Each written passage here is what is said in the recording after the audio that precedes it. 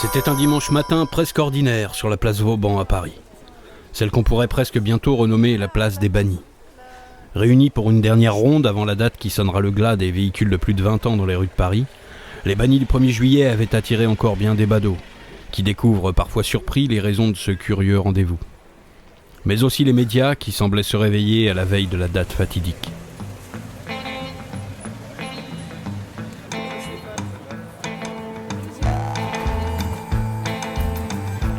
Après une journée d'usine,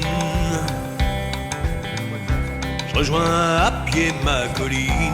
Ici, la stratégie de la mairie de Paris et les alternatives proposées ont toujours bien du mal à convaincre.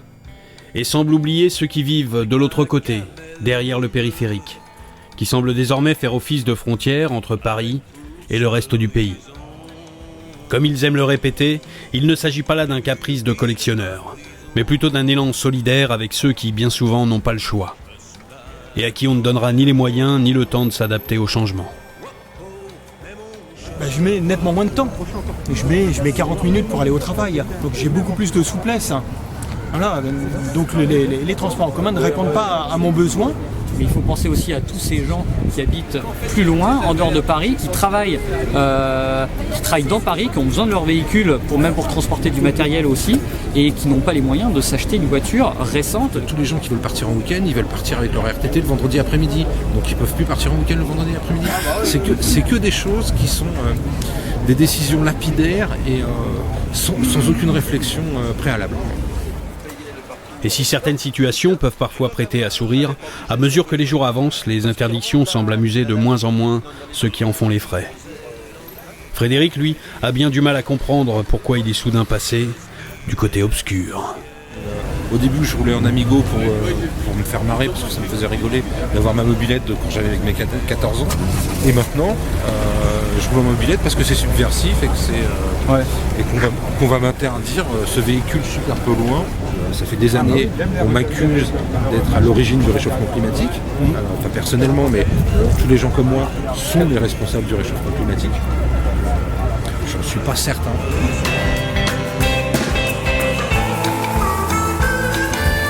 En contrepartie de la vente ou la destruction d'un véhicule de plus de 20 ans, les Parisiens pourront bénéficier d'une aide financière à hauteur de 400 €, correspondant soit à un abonnement au service Vélib, ainsi que la prise en charge partielle d'un abonnement annuel Navigo, soit au remboursement pour l'achat d'un vélo ou vélo à assistance électrique. À cela, la mairie de Paris ajoutera une réduction de 50% sur l'abonnement annuel Autolib et un crédit de 50 € de trajet prépayé. Pour bénéficier de cette aide, chaque propriétaire devra fournir la preuve d'abandon de son véhicule, s'engager par écrit à renoncer à tout achat d'un véhicule durant une période de 5 ans, y compris les membres de son foyer, participer à une enquête anonyme sur l'évolution des comportements de mobilité, et fournir un justificatif d'abonnement annuel aux services Navigo et Vélib, ou la preuve d'achat d'un vélo ou vélo à assistance électrique. Les non-parisiens, en revanche, ne bénéficieront d'aucune aide supplémentaire ni de compensation financière.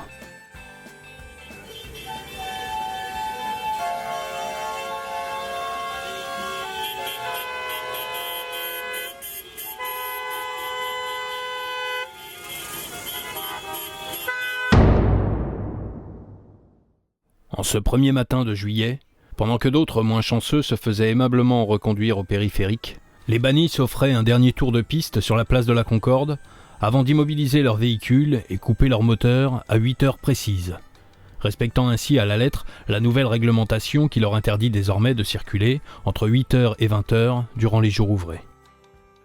Les bannis du 1er juillet, attachés au principe d'une écologie plus constructive, ont depuis quelques jours donné naissance à une nouvelle association, la Fédération française des automobilistes citoyens.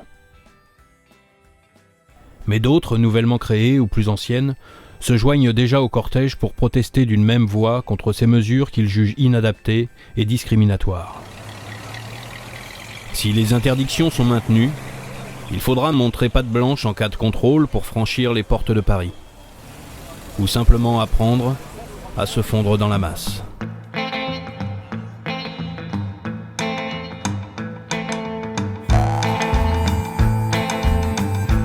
Après une journée d'usine, je rejoins à pied ma colline. HLM de banlieue, avec ma gamelle et mon bleu, avec pour seul horizon les murs gris de ma prison. Je me saoule à la Canterbury, oh, oh, oh, mais mon cheval boit de l'eau.